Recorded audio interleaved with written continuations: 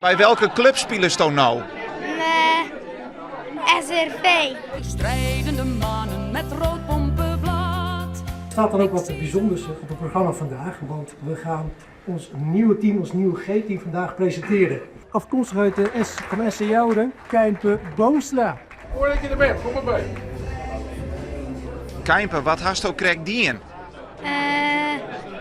Contract getekend. En hoe weer dat? Leuk. Noah, wat hast u er in je hand? Kist het te zien letten?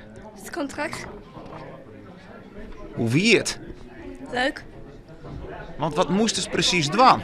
Handtekeningen zetten en vragen beantwoorden. En wat verwachten ze van dit seizoen? Want er zit nou bij een goede club.